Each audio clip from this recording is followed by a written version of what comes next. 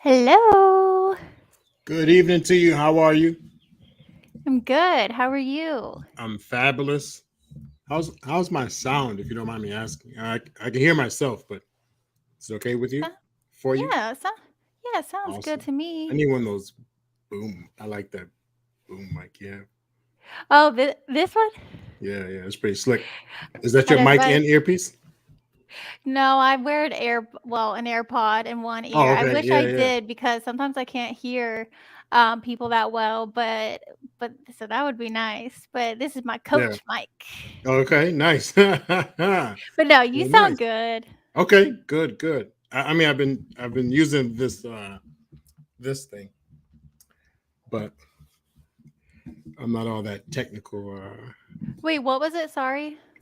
Wait, show me Oh, again. Sorry, I uh, had Oh, okay. Yeti mic. Oh, those are good. Yep. Um, just Yeah, those are really good. trying to be like the big league. I know, I know, right? I know. Yeah, You're boom already mic. in the big leagues. Right. That's Well, for sure. huh, We're making our yep, way though on YouTube. absolutely. Well, uh, let's start with some hellos and intros. How was your week, by the way? Oh, pretty good. I Good. mean, going by quick. How about yours? It did go by quickly for me as well. It did. I was busy, but time flew. So Yeah. our in our um our weather here in our town. I think last time I talked to you, we had 80 degrees one day and snow the next.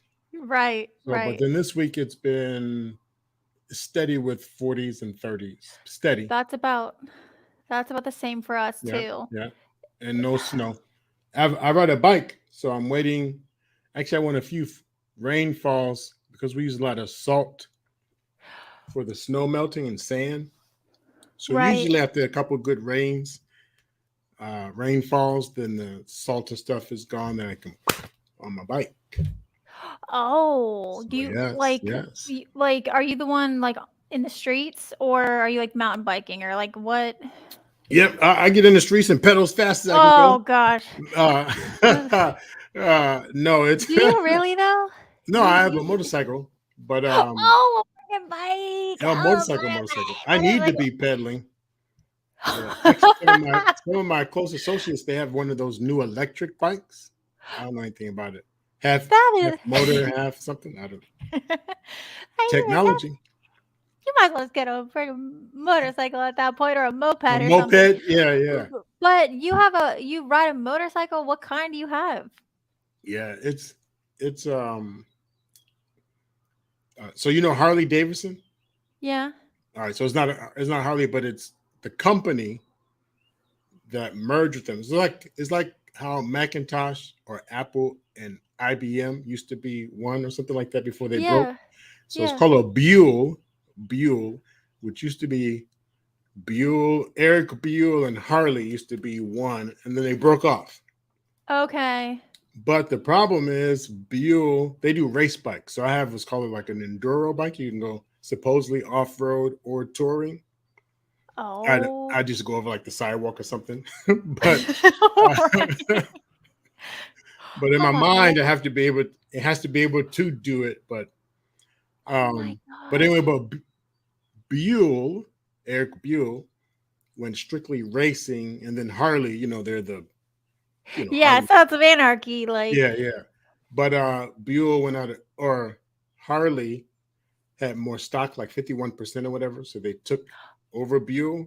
Now my oh. bike is actually discontinued. Although now Harley is trying to make their version of it. Anyway, Oh my gosh, so it's one I of have those fun. things. Yeah. Do Oh, you that ride at is all? fun. No, no. That sounds so scary. No, and I don't ride a bike either. Besides I'll cycle in the gym just to warm Okay. up for some cardio, but that's about it. I probably Yeah. should, but Well, I need to. All That's a right. whole So different world. yeah, it is. But All right. if you have fun, let's see. No one's here yet, which is cool. We can actually jump in, but I want to make a couple of disclaimers. Our show tonight is in the last week and this week, and maybe even more one more week. Uh, it's a lot to do with what we call the herd mentality, feeling heard, feeling connected, feeling like we belong. And Right. part of it is also part of what they call the woke culture. So it's kind of the buzzword. And even though we're not here to really entertain buzzwords or Right. what they call it, what they call when you do a show just based on the like whatever the Talking um, points? yeah, talking points. Thank you. So talking points. Our goal is not really to That's a give them talking talking point at this points. point. Yeah, but it is a concerning issue that all communities are dealing with. And here on Black Man Unfiltered Network, we don't shy away from the topics. Our goal is not to shy away, but at the same time, we're not here to fight or cause controversy, but but without being shy or afraid to help support the community. So tonight we are shifting from same topic, but shifting from how the community or even how the government is was engaged in this kind of woke culture and us discussing it last week. Now shifting more to the parents and how they are dealing with it, how to cope, how to organize, how to still have control of your home, even with this current society's belief that teens or even kids have certain rights that go beyond the parenting rights, or schools have certain rights that they say don't go beyond. They say some of the rules and laws put in place they don't actually conflict with parent rights. They very close, but according to the federal laws, they're saying that they don't. However, parents are still what I would say hands tied, and or the kids are offered certain privileges that parents may or may not want their kids to have. So tonight, same disclaimer as last week, that if any of our views you feel rubbed you the wrong way, please join the discussion, ask questions. You can contact me directly in case you have any thoughts or concerns. But they don't necessarily reflect the network. So again, the network has allowed us the permission to have the conversation because of knowing how delicate it is, how needed it is, how badly needed it is. So the network has authorized or given us that safe space to have these conversations. So we invite you to it. But again, the views and opinions and all that business, get to share this with Coach K, are are on us. So Yeah. Yep. okay, Everything he said. yeah. But again, the goal, Coach K, the title says it all. But really, the goal tonight is talking about how can parents still maintain their home. How can parents still maintain control? And that's a big word because are we talking about controlling the kid? Are we talking about controlling people, or we're talking about controlling a family system, a home, um, a community. So that's what we're really talking about. We're talking about how to protect that family relationship, the values, traditions, morals that you have for your family, and how can parents uphold those with some collaboration. It doesn't have to be a tug of war, it doesn't have to be a fight, but at the same time, we're talking about parents and their children, not there as an ownership. We don't own people. Okay. And that statement, I brought you in this world, I'll take you out. Right. We know that statement. Again, some will say that statement is too, you can't take someone out, and technically you didn't bring them in. If you add in spirituality or religion, it's God's work. We're all God's children, so you don't have a right to take anyone out because you don't own your children. I'm willing to roll with that because then that goes right into our topic tonight, that if we as parents, as a community, if we can't do that with our own children, then who gives the right, or why would there be a right for an outside entity, institution, or policy or law to be able to have that type of control? So that's pretty much the conversation. I know we want to start, or I invited for us to start maximizing or taking advantage of some coaching opportunities as well.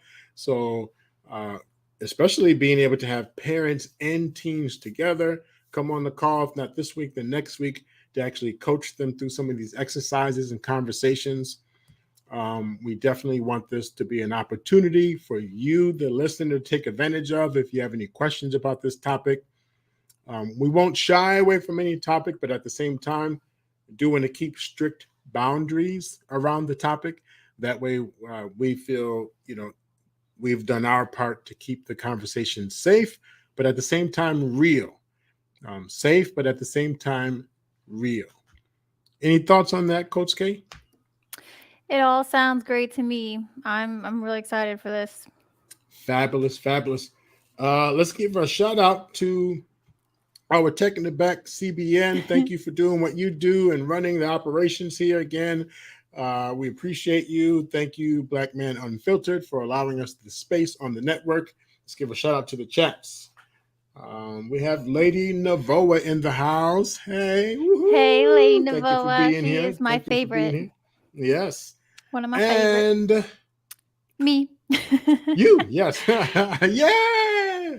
All right. Others will flow in or check it out later. This is not a Sounds topic where good. we'll be fighting each other or talking about all this wonderful sexual stuff. So we probably won't get the people showing up to have the much needed conversation.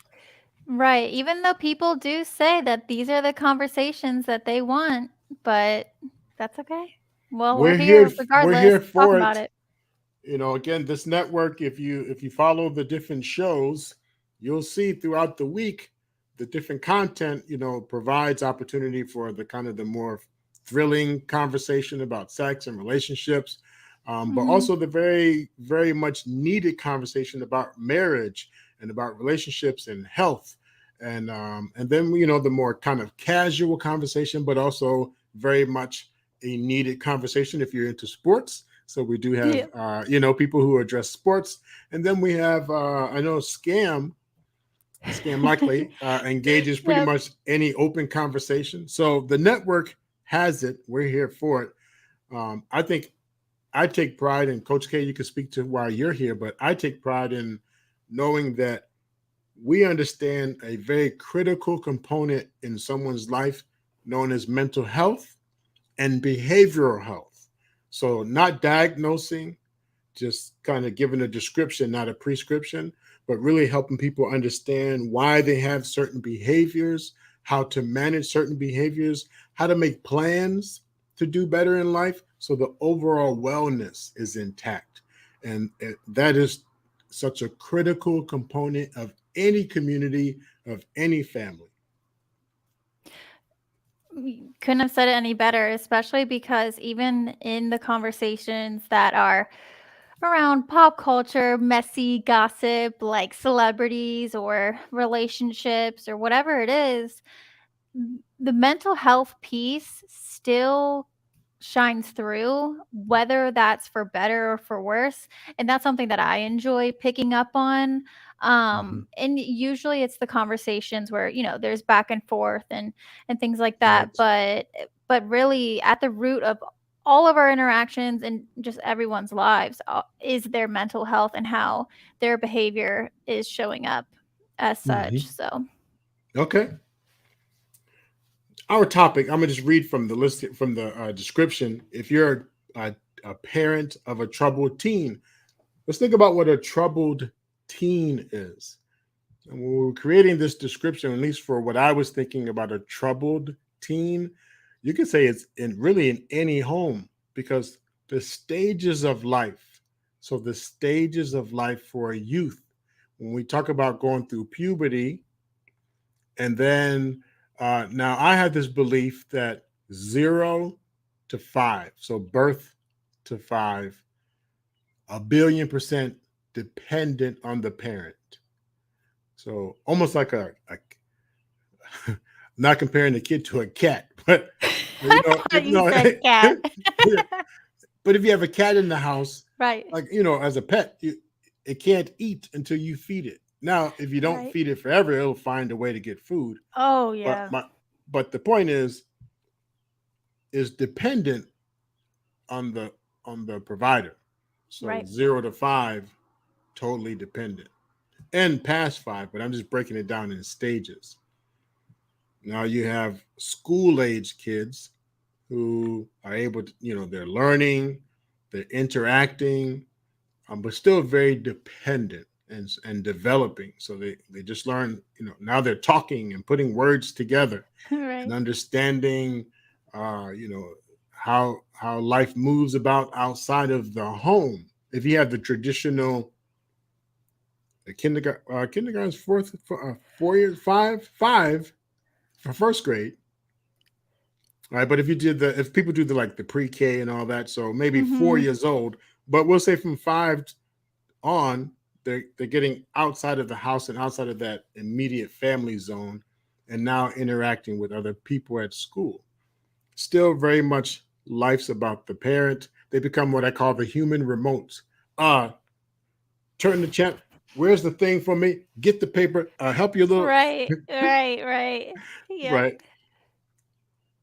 5 to 10, that stage I just talked about, but then now moving into puberty, uh, Mhm. 11, 12, 13. Girls usually get Mhm. there faster than boys, but Mhm. this puberty stage, so now growing hair and Mhm. voices changing. I don't know if you Yep. have a little brother or a nephew or anything, or anybody who went to bed like this and then woke up like that. Yeah. Yeah, I Yeah. remember kids, like, in school and stuff like that. Uh-huh. Uh-huh. But yeah. So this whole puberty stage and hormones, some girls actually starting their menstrual cycle, as Mhm. early as 8, 9, 10 years old. Right. Again, growing hair on your body, going through changes, Mhm. muscle development, and stuff like that. Yeah. Skin is a big Skin, one for yes. girls. Well, and Hmm. boys, but especially Hmm. girls. Pimples, right? Uh, Mhm. but this stage is still very much what I would say parent driven. The kids are still, they're becoming more independent and coming into their own, but still very much parent driven. So 0 to 5, 5 to 10, 10 to 13, and then we go from I would say 13 to 16. Uh, Introduction to high school, or, junior high, high school, an entirely new beast of education. Depending if you're going to traditional schools as far as that grade system. I don't know where you live, but they're actually Mhm. uh, K through 6. In New York, there was K through 6, and then 7, 8, 9. I don't remember, but my high school was 9 through 12. So That's how mine was too, but 7 and 8 high school. I mean, junior high. b there is well, not the school that I went to, it was just, like, grade Hmm. school, and then I went to a private school, but I think there's, like, yeah, junior high, but then there's a high school near me that's Hmm. 7th Oh, to 7 and 12th. 12. Okay, yep. Yeah, so there's, like, elementary, then there's I don't even know, Yeah. So honestly, but I elementary, have junior heard. high, and high school. But some of the Yeah. schools, yeah, they either combine grade through Mhm. 8 or 7 through 12. But either way, Yeah, yeah. that transition will just, you as the listener, you decide whatever that transition is between 7 and 12. Mhm. But still very much parent driven. Now we might be getting into sports, debate clubs, music, band, finding these extracurricular activities, and really getting into the socializing, Mhm. and building more independence, because now we're talking about, I mean, you could have done Pee Wee league where you traveled with the team, but Yeah, really yeah. now independently taking the team bus Right. or going off to somewhere. And I'm really talking old school. I mean, I don't know what the latest trends are as far as how soon people are actually driving. Maybe I think it's still 16 for legally. Yeah. But going places, Mhm. socializing, going to friends' house, hanging out longer overnights. Right. Technology for me, we didn't have cell phones. I'm old. Did you have They Did you have cell eh, phones? uh, okay, they did the iPhone was really big Uh huh.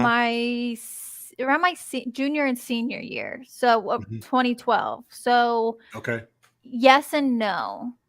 I think Mm, I was at the perfect time where I experienced not being attached, I right. guess, or maybe that's just my own, like, discipline, Okay. but so we had it a little bit, yeah. Hmm. Not We like had. today, though. Yeah. Mm-mm. Oh, this is funny. We had we had Walkmans. Are the People what are probably didn't know what those that is. again? A little cassette player. We had Walkmans and iPods. iPods, not Oh, oh, iPads. yeah. A little Yeah, I music had an device. iPod. Yeah. When I I got had an kicked out of high iPod. school. Oh, you had an iPod? Yeah. Oh, yeah, yeah, and Yeah. it would plug into, like, the desktop computer to, Yes, like yes, yes, yeah. yes. Put your music on? Yes. Oh, I had a little What was the cassette first? thing or a CD-ROM thing. Oh, yeah, CD. So Like cassettes, yeah, CD. yeah. Not c yeah. They I tried didn't for have a little while cassettes, but these yeah. mini CDs. That didn't go. CDs, I but then the f iPod, the I little remember those. Yeah, then the phone took it all pretty much, yeah. which was The crazy, but reason, yeah. uh-huh. The reason I mentioned that, Mhm. how it relates to this topic, Mhm. when I say, well, I didn't grow up on the phone on just because of the timing, but my parents were also of the belief that there's no need for a phone. Again, we're talking my generation, so we're saying, yeah, your parents were old, but I'm talking about the actual analysis that they put into it. Why do you need a phone? And I don't know, you work with teens, and I'm sure we're past that stage now of need is kind of an automatic is a given. Every Mhm. blue moon, though, I still talk to parents every blue moon about their 9-year-old or a certain age getting a phone. And I Mhm. always ask that same analysis, like, okay, dude, or do that, you want a phone? Right. What's the I don't know what you hear, but I hear of because now there's a lot of school riots and different things that happen. I said, Right. if that happened, Mhm. what's the likelihood? Oh, so you'll use your phone if you have it Mhm. to Right. get help. Yeah. Uh, Tornadoes are in my town here. They get tornadoes. I've had students Oh, say, no. Oh, no. yeah, if Oof. we get a tornado or bad weather, we have Oof. to have a phone. Oh gosh. So those make sense. But then Right. some of the other ones about, if someone snatched me uh, and took me, Yeah. I would, need to make a call. I got I split joke, up but from I'm someone serious. else or yeah. Yep. I say, I don't know a teenager yet that's ever had that happen and then made a call in the middle. Excuse me for a second. Right. Oh my gosh, I'd have to rehearse that, like, how I could get away oh my Yeah. gosh, yeah. But Now, I'm right, not making right. light of the situation, but I'm making light of the idea that you really believe. Now, I'm not talking about the emergency where you can actually sneak or call. I'm not talking about that. Right. I'm talking about the kids who are like, well, yeah, I would need to call my parent. Okay. But out of all that phone talk, what I really want to Mhm. highlight is parents made the decision. Parents, if they didn't feel the sense of urgency, it Mhm. didn't happen. And in fact, a lot of the phone use now, I Mhm. question if it's the youth. In fact, I think a lot of the youth have taken advantage of the parents to say, I need, and something could happen, and you never know. But I Right. say, I ask, is the need for the phone for the parents' sake or for the youth's sake? Because if you have parents who are into control and insecurity, and I need to know, and I need to know, and I need to know, Helicopter parents, right? helicopter parent. But it's unique because if you get enough of the helicopter parents Hmm. to kind of all say, yes, this is the thing, it Right. saves time. I can make a call, find out, transportation needs. And Right. so you get this herd mentality. You get this group of people that say, yes, this is what we need. So it went from a want to a need, Mhm. and from a few people having it to everyone having it. Mhm. Okay, but the downside or danger to the phone. Can you highlight any can you think of any dangers to having the phone? And I'm not talking about like the Bluetooth and the waves in the Oh, brain. Yeah, oh, I'm not yeah, talking about yeah. that danger. Yeah. Right, right. So I'm Um, saying this group of people adopted, really took on the idea that yes, my kid must have a phone, even mhm. as early as 5, 6, 7 years old. So this Right. herd took on the behavior. They adopted this behavior and said we must do it. Can you think of consequences that come with that? Oh my gosh, this is such a big deal. The over reliance or attachment Mm, to having the phone, which could be broken down into more pieces of what that means. But hmm yeah, just hmm the insecurity or anxiousness when they don't have it. yes. Okay. So an impact on mental health, if we're talking Oh, anxiety, huge. right? Yes. Impact on mental health with attachment, Yeah. behaviors, attachment. Um, Interesting you say that, back in the day, Mhm. vacations, you go on vacation with the family, you actually Mhm. dialogued. If you pass semis, you try to get them to toot the Yeah, horn. yeah, yeah. Remember the Volkswagen Play slug bug or games. whatever? Yeah, the Oh, game. yeah. Yeah, license plates, all kind. Again, I'm naming who knows what all kind of old. No, yeah, you're right, yeah. But now the new version, or not even new, but now it's everyone's in their device. Mhm. I remember driving from Minnesota to Florida Mhm. and Oh my seeing gosh. cows. Like, wow. Like, Right. Oh my oh my gosh, a Are city you kid. serious? Yes, Oh, oh, okay. because adopted from New York and then moved to Minnesota. And then my dad would take us on family vacations. So Texas, Chicago, Florida, but to see the road, city kid, Mhm. That's subway, true. buses, That's true. cows, Deer at all? Were deer. those Oh shocking? man, deer. In Florida, alligators. So, Oh, yeah, but but if you can get that on a device, and I'm guilty of saying this too. I don't like to fly, even though I've been to India, Japan. Some of these wow. just drop. Oh, these are just kind of drop off. That's a long Oh, flight. yeah, and I don't like to fly. But I've been out of the country. Now, that point being said, sometimes when my friends like, we should go here and there, you would see the so and so. What's the name of it? There you Mhm. go. I see it. Yeah, right, right. I see it. It looks good. Oh wow. Yep, yep. Boom. I'm good.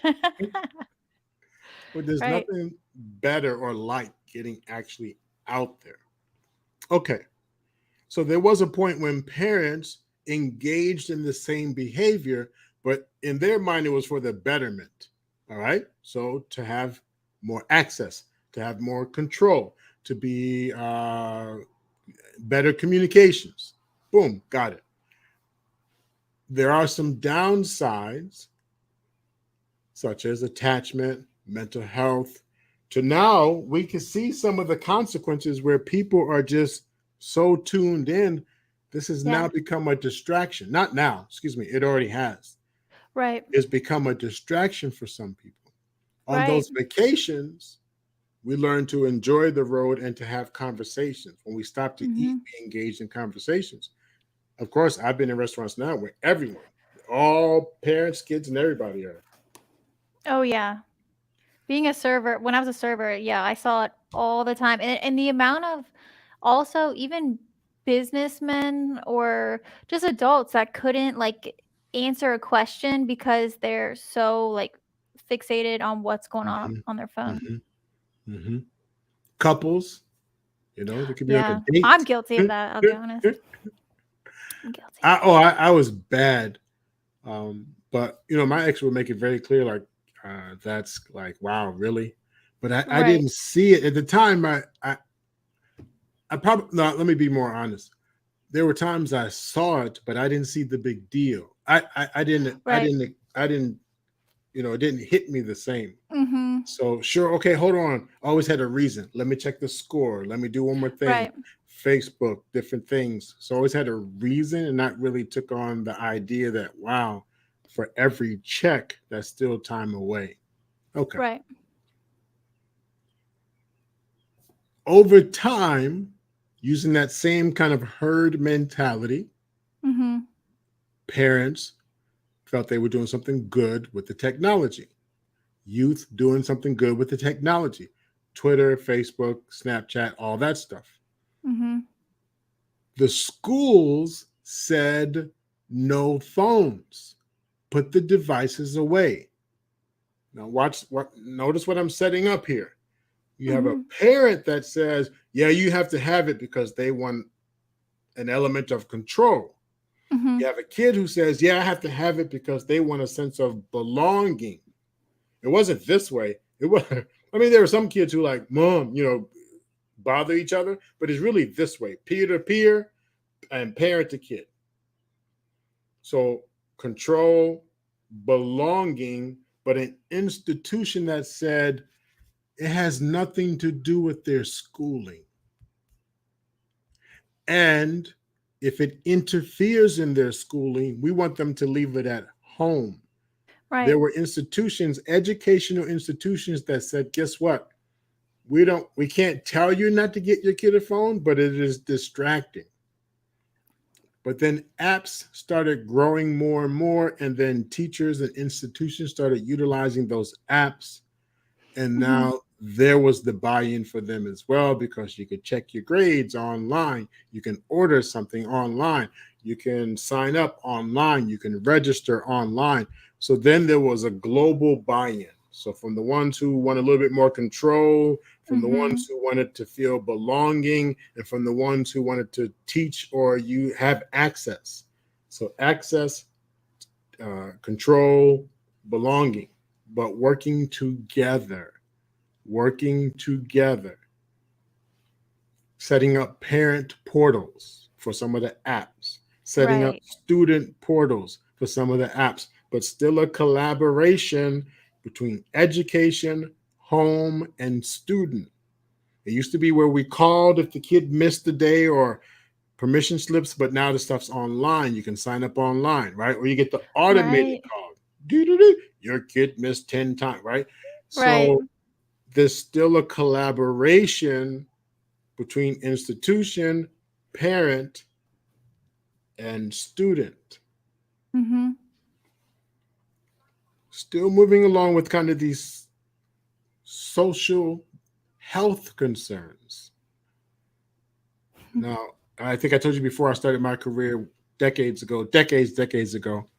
But I will tell you, decades ago, the five top adolescent health risk. The five top adolescent health risk in 1988, the 1900s. In 1988, drugs, sex, crime against you, and violence against you, violence to yourself, Mhm.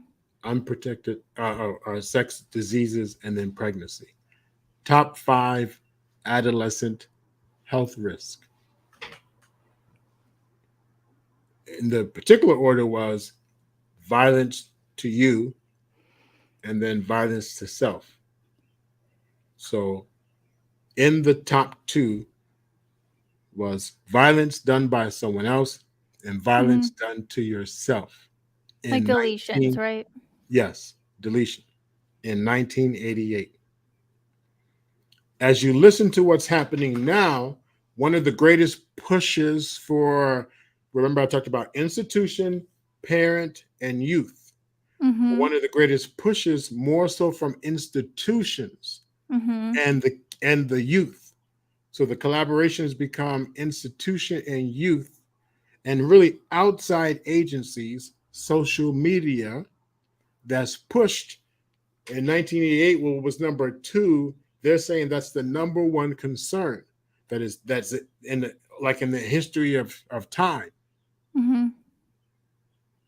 So the youth who wanted a phone because they felt like number one or number one could happen any given time. Well, that was number one, but number five, the activity, the being touched and all that, they felt they Right. could use a phone.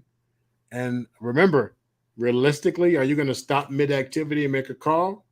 Right. So this push now for the sense of feeling heard is Mhm. driven with this emotional, psychological belief that if I don't get to do what I want to do, then what was number two in 1988 is going to be my first decision.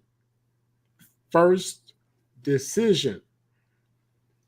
In the line of work that I think we both do, of course, two different Mhm. styles, but if a youth came to you and said, I'm not happy with my life, is it something, um, oh, did I put the wrong word in there? Heard? No, I think because isn't this a play on words almost like Yeah, heard yeah. because of Like, unheard? yeah, yeah, yeah. I love that by the way. But yeah, Trey. So he's Good, saying good catch, Trey, but it is for, yeah, I don't believe I feel heard versus heard. the Yeah, lead. Yeah. Uh, that's so clever too. That no, seriously, because I first thought I'm like, because I'm such a stickler for like spelling and grammar, and I'm like, hmm, and then I'm like, ah, yeah, okay. yeah. But Um, great question, Trey. Great question. Thank you. Yes. So this belief Hmm. of an adolescent coming to you and I'm saying I don't like myself. So if I came to your practice, what Hmm. are some of the topics would you help me address as far as me not liking myself? And I don't mean like I want to change a body or I want to do anything like that. I'm saying I am unhappy. I'm miserable. I don't Hmm. feel understood. I don't believe I'm seen and I don't feel heard. Some of the topics, I guess, I would start with are just laying all that out, but questioning Hmm. some of it. Okay. Some of the um, beliefs that they have, because sometimes we can believe things that I'll catch my clients and I'll actually catch myself where I'll say something that I swear is matter of fact. And it's like, wait, really? Mm-hmm. Just questioning the reality, the factual, the truthfulness of it, I guess. Right. But another way or something else I might address with them is how they're showing up Hmm. in efforts to be heard. Because if there's, what does that even mean? First of all, Hmm. also, Hmm. Hmm. so it depends on what exactly their situation is. But I focus on with my clients on what's on them. Hmm. I don't blame Well, them, but we work on what's going on for them versus getting in the heads of other people because I don't know right. if that makes sense. Hmm. You remember the statement, everyone is doing it? Remember that? Everyone is doing it, so why can't I? Mhm. So Yeah, now yeah. I'm your client saying, I appreciate what you're asking about me, but I'm Yeah. saying not, I don't feel heard because they're not I feel rejected and denied. I feel rejected and denied. So it's not even if you hear me specifically, I'm wondering Mhm. if you hear all of us. All of us. This is similar to the kid who's asking, can their buddy spend the night? But instead of them coming to ask you one on one, they bring all the buddies and say, yeah, we wanted to know if we could spend the My night. my niece's friend does that. Yeah, right, right, Right. So, because right. there's a difference between if you hear me, see, we can go at it, Mhm. but you might persuade me. I might, I might feel powerless. Right, Mm, I might feel powerless in the one on one conversation, but the right. group of us adds more influence. Because we have something that we are connected with, that we Yes. identify with, that we share Yes. together. And I think it's harder for you as the parent. I mean, some parents, trust me, they don't, you could bring the whole audience. That's, oh well, good luck. Mhm. But the Mhm. parent doesn't want to disappoint Right. not only the one kid, the two kid, the four kids, Right. right? So now, in order to feel listened to and Mhm. supported, watch the sensors that kick in. I've tapped into you listening to us. I've tapped into, do you see us? Coach K, we were wondering, kind of playing on your sensories. And I'm Mhm. talking younger kids, but that span, we'll say 10 to 18, Right. 17. So I'm playing on your emotions. Mhm. So, and we're gonna start to really boil up here, but I'm building the kind of pattern of Mhm. behavior. Pattern. More. They said there's something strength in numbers. So I come to you. You talk to me about what's really going on and what's reality. But coach, what Mhm. if I believe? I mean, truly believe. My core system says this is reality. This is what I see, so it must be true. That which part that they're unhappy? That I'm unhappy because all of us are All of unhappy. us are unhappy. Like this is yeah, this is pretty I guess normal, I guess, if that's Yep. how they're feeling. Today, a bunch of people wore red to school. I only have blue, and clearly, I'm the outcast. I mean, this stuff's been going on for decades about Right. feeling right. I mean, forever Yeah. since the time Fitting in, yeah. right Yeah. fitting in. But so now I'm coming to you. So since it's been going on forever, Mhm. would your first concern be my self deletion? Would my first concern did Yep, they about me being sad. That's all I said. I'm just not happy. okay. I'm like, wait. And a number of people all say when Um, what we are all this group with me is not happy. The football team is not happy. We don't have the uniforms we like. The so and so team, this group is not happy because the way our hair, our this, our that. mhm. Right. But let's make it more intense. I'm not happy even being in the body that I'm in because Right. I've been feeling for a long time, and this group has helped me confirm. I've Right. been feeling for a long. Let's go with that. I've been Right. feeling for a long time. I'm not talking about a style like putting on a new shoe. I'm not talking about a style. Right. Let's throw that out the window. We won't even say it's an adopted style. We're saying I have felt this internally for quite some time. Mhm. Now, if we go back to when we were talking about development and stages in life, there was a time when a person felt this, but they didn't speak to it. Mhm. Now there's more freedom of expression. Now there's more openness. So I speak to it quicker than what I would have spoken to it 20, 30 years ago. So it doesn't Right. mean it's more now. It just might be more spoken out now. The numbers could actually be the same, but it's just Right. now that there's this greater opportunity to Yeah. be seen, to feel acknowledged and validated and heard. My sensitivities, not Right. so much what's going on up here, but where I'm feeling sensitive about. So, what are any suggestions on things that I could work on to address my sensitivities and my emotions?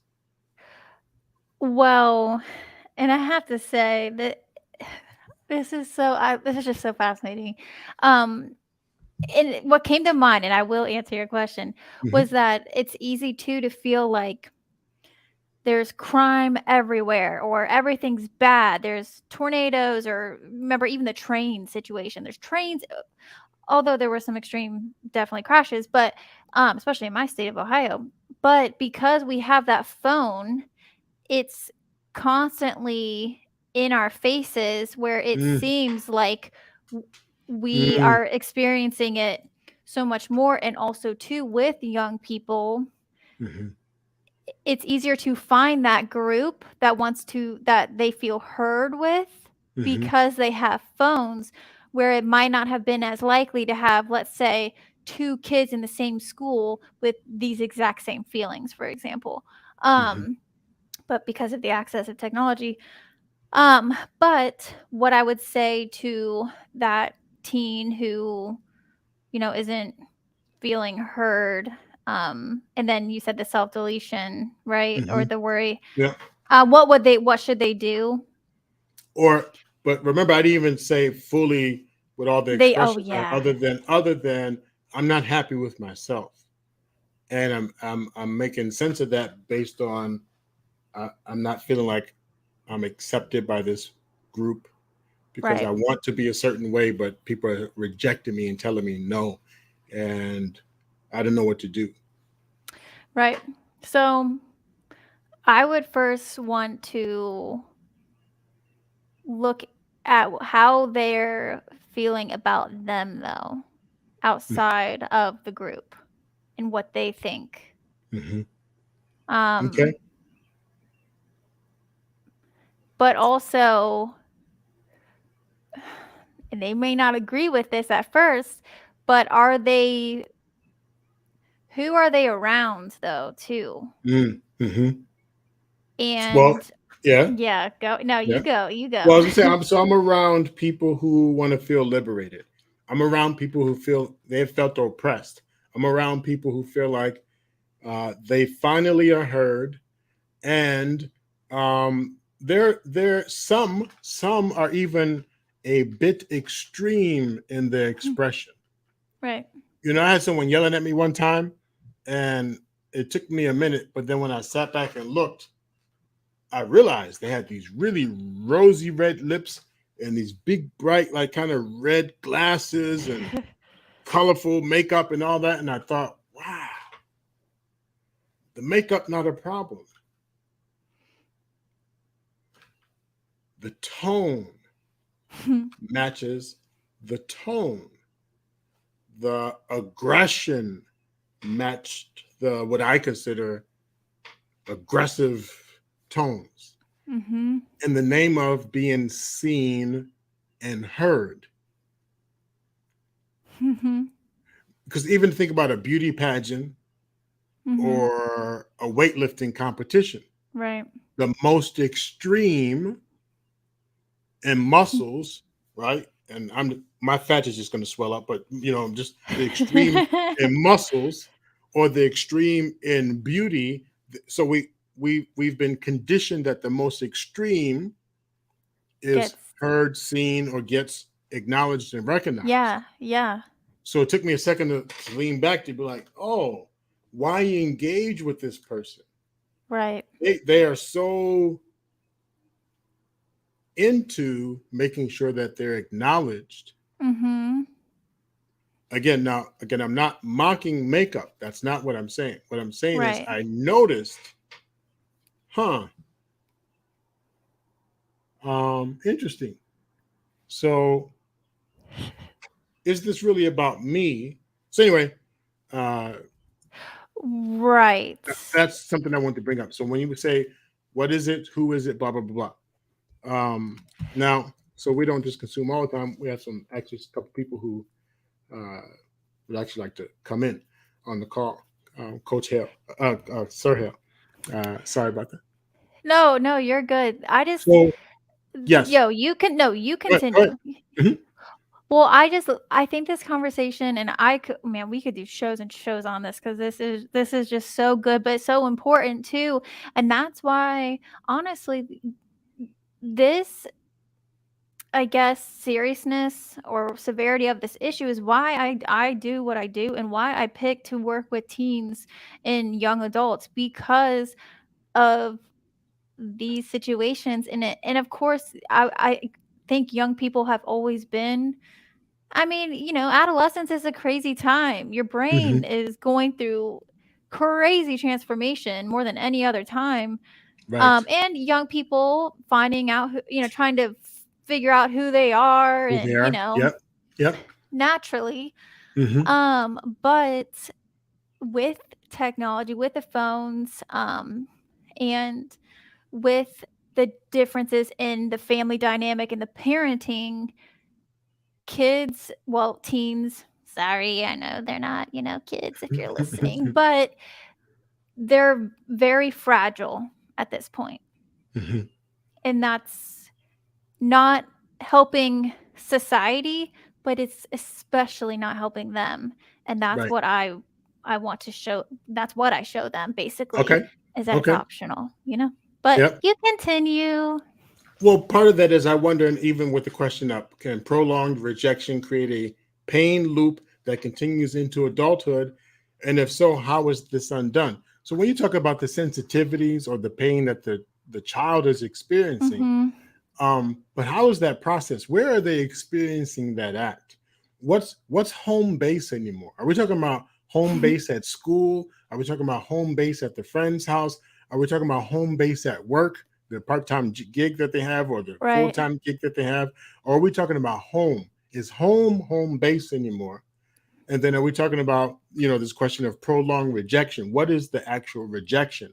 What is the actual rejection? That I didn't get PlayStation 5, that I what is the rejection? And Coach K, Right. what when you are seeing teams, if they're talking about rejection, what do you normally hear that they're Like being it, rejected? um it's the friend group, like being kicked out of the friend group, Yep. or Well, what was the not. friend group? And I'm asking you, not that you have the answers, but I'm asking, like, well, what was the friend group? What if they got kicked out of a friends group? Right. What was the actual friendship about? Well, right. Just like-minded, or just similar interests, but they didn't agree. Well, Mhm. it's usually something. I work with a lot of girls, but it's usually something that gets, hello, gets Hey, twisted and hey, spun. right. Um, So and female then one rejection decides. competition. Yeah. Oh Hmm. yeah. Oh Okay. yeah. Okay. Always. Great. Always. Thank you, Coach K. Greetings, Sir Hale. How are you doing? Hey, I'm doing fantastic. How are you? Fabulous, Hello. fabulous. Thank Good. you Well, listen, for. thank you for letting me come up here. So this is a very important topic for me as well. Mhm, As a teenager, well, when I was a teenager, I suffered from very severe rejection. mhm, And then, you deal with this thing, imposter syndrome, where you essentially try to do something enough to feel worthy to fit in. So you take on a skill or you become a people pleaser or something. And so the reason I ask this question is because there are a lot of adults now, and mhm, it's becoming a much bigger thing. So this is why I love this conversation. How do you, if you've been rejected from your primary relationships, and this could mhm, be mother, father, caretaker, those real core things, well, we process that rejection as trauma, and dealing with years and years of this. A lot of people just get older, they make money, they become hyper successful as a way to mask that pain. My question is, instead of like using something as a cosmetic to cover up that pain, right? mhm, Is there a way to, I know we can't untwist it, but is there a way to undo some of that damage so that the lies that rejection tell, you're not worthy, you're not good enough, you're not lovable, is there a mhm, way to undo that so that that person can fix those core issues that the rejection caused? And if so, how? mhm. So one thought that comes to mind, and people may have heard, is this called the iceberg effect? The tip of the iceberg. So anything that's above this thing, people see, but down here is all the trauma. So we don't see past this barrier.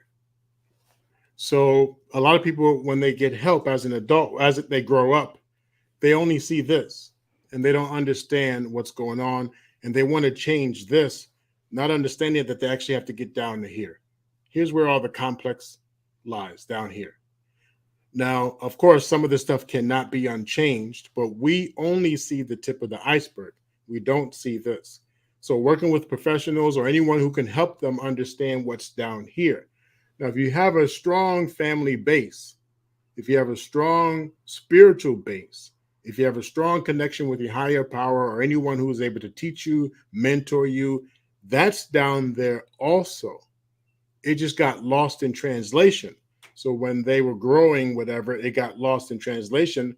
This is what they showed up as, neglecting or rejecting some of these values. So when we talk about rejection, what was the rejection? The people or the what? Are you able to name a couple of rejections that you could think of people may have dealt with, Sir Hale?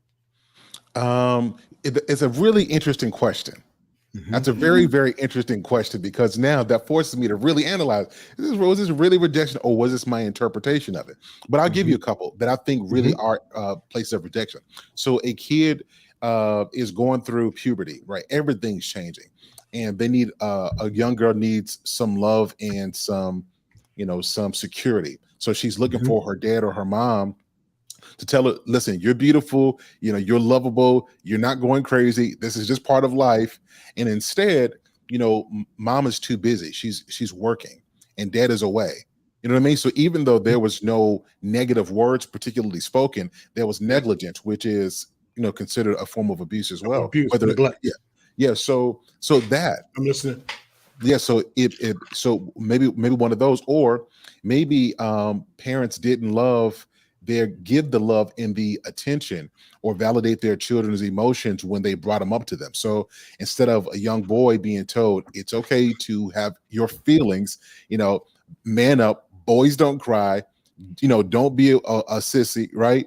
So even though again the intent is not to hurt and to create rejection, now the young boy hears this or the young girl hears that or feels that, and when they came and looked for something, essentially they were rejected.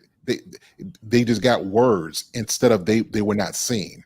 And right, and Mhm. then this happens repeatedly. So this is now over the course of their teenage years. And you start to hear more and more teenagers and even adults talk about it's what do you call it? It's childhood emotional neglect, if I'm not mistaken, CEN. Mm-hmm. There's ACE, adverse childhood experiences, and there's also the neglect that you're talking about. Yeah. Yeah. So that's what I'm referring to. Yeah. Yeah. Like So, feeling unworthy go- almost. mhm. That's one that I Coach hear a K, lot. this is Yeah. why I asked you, Yes.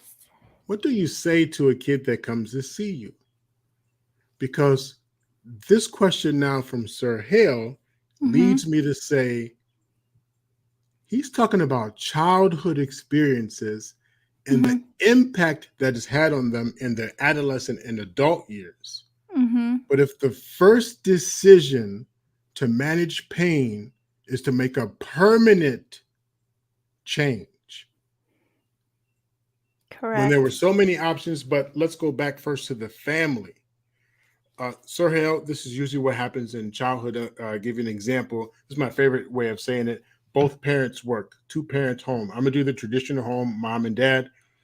Dad works 12-hour shift. Dad, can you stay home? I can't. I got to go to work.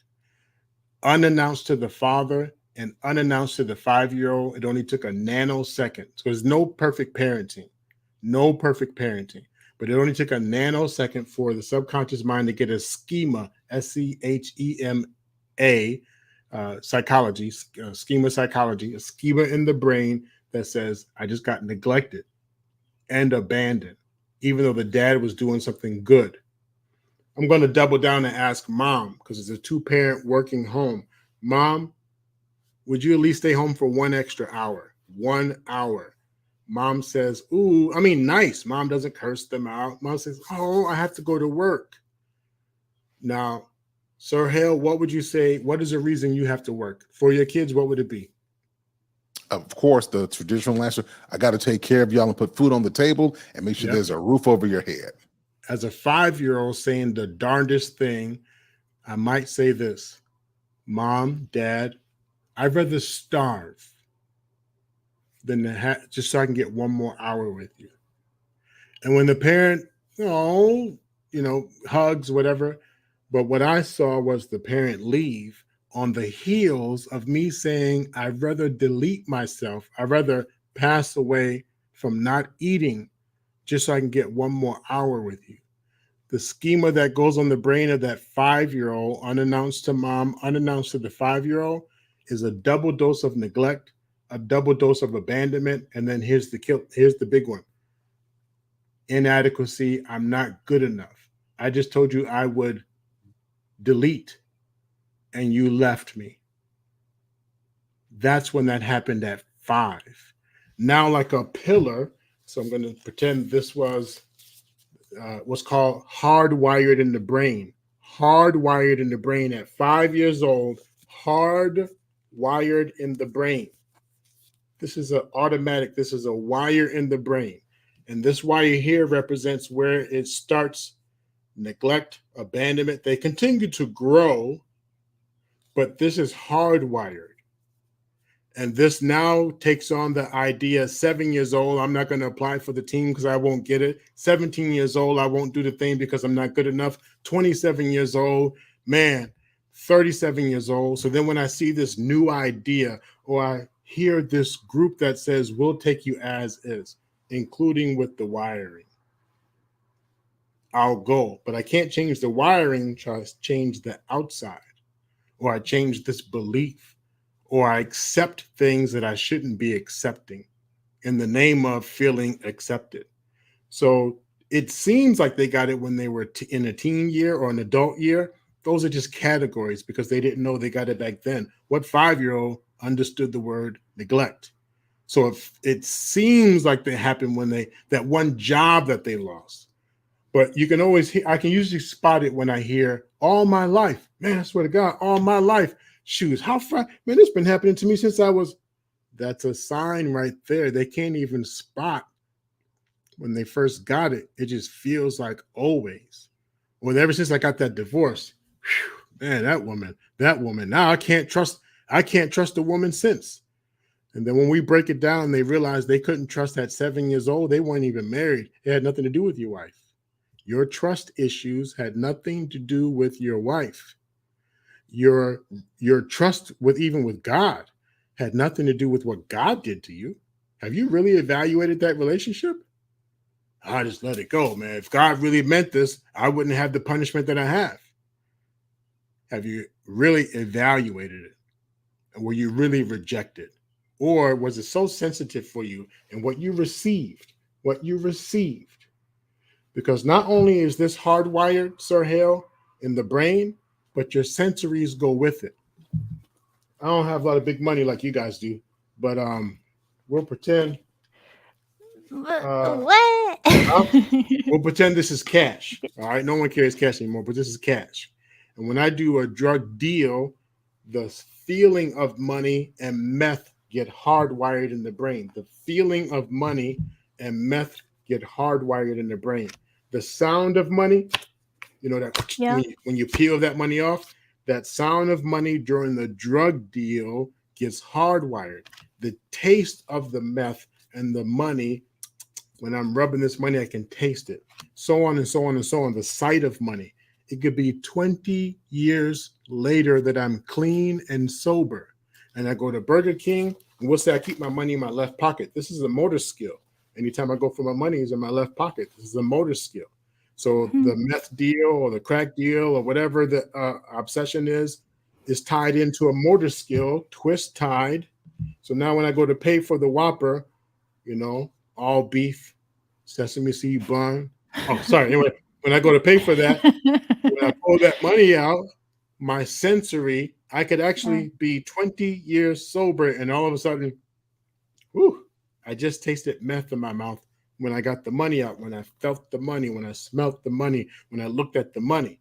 So at 5 years old, whatever was hardwired here, let's say the way someone said no, and that look, no. Well, trauma sits in 3 sections of the brain. And do you know I could be playing with that person 20 years later? I could be a totally different person. When I'm like, no. Right. And then, why did you yell at me? What? Oh my gosh, dude, calm down. No, I am calm, but you know, you made your big eyes and stuff. Are you serious? I was now in my agitation to the person who's hardwired, my agitation to them saying I yelled at them. Guess what I'm starting to do? I'm actually now engaging in the behavior that they were accustomed to. So when I say, hey, nobody was yelling at you, you making all this up, you just confirmed right there that you were yelling at me. So a lot of times is reinforced without them even knowing, but they don't know that it was way back here, so they tie it to the most recent thing. I tried everything, Coach K. I tried to be the husband you said you wanted. You said you wanted a strong man, someone who can deal with your attitude and your this and that and that.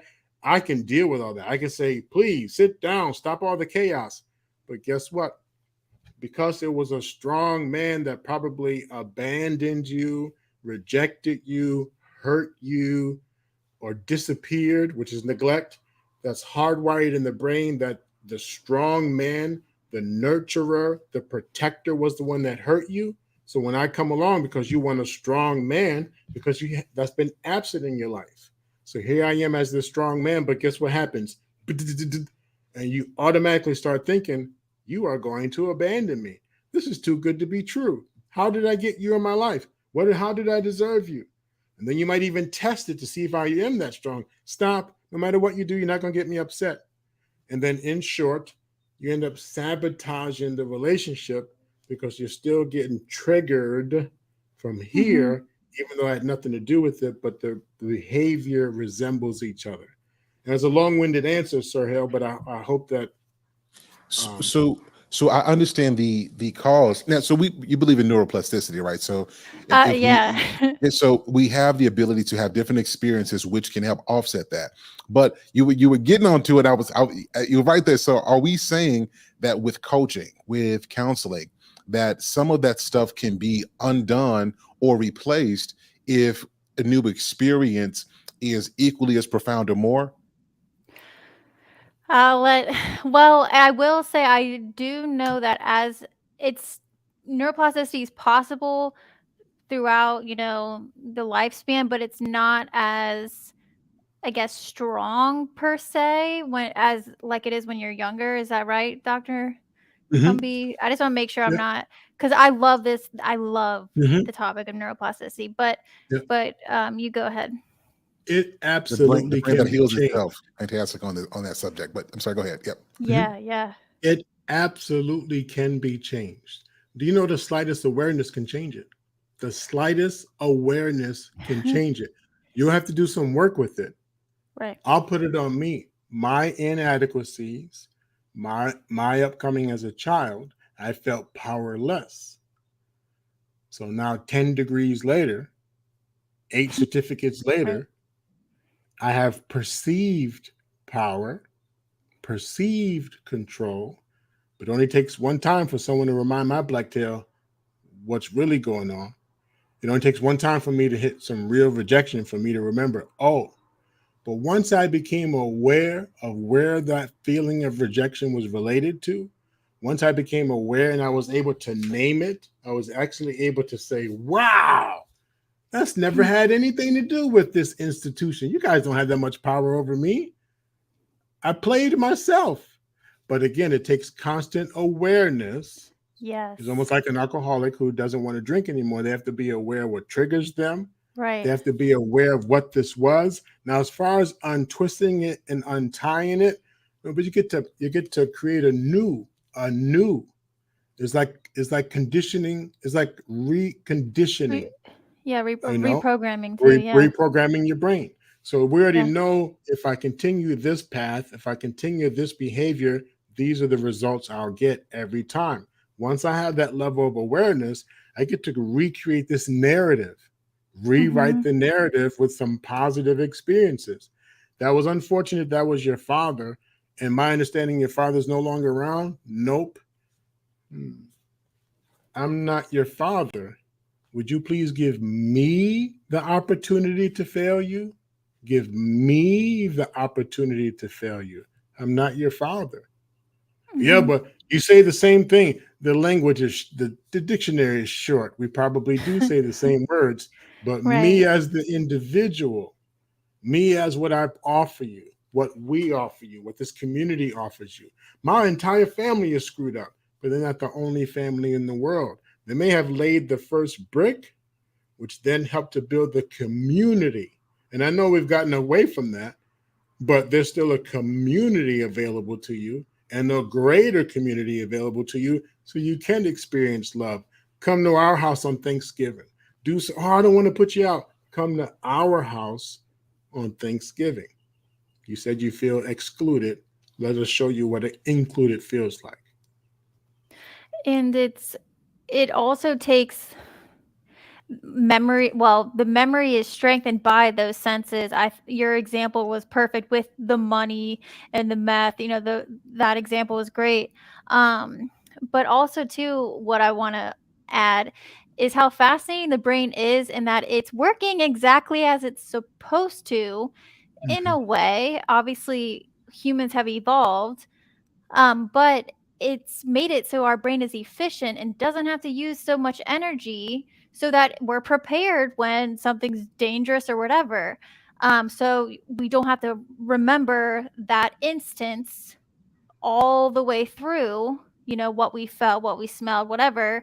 So now when we experience, well, I'm speaking like present day, when we experience something like that, it's instantaneous, so that the brain doesn't have to work so hard. But Mm-hmm. obviously when we have those negative experiences, or just neural pathways that we've wired ourselves without knowing, that's when it kind of, the program's not working so great. But I love this topic, and that's the awareness piece is huge.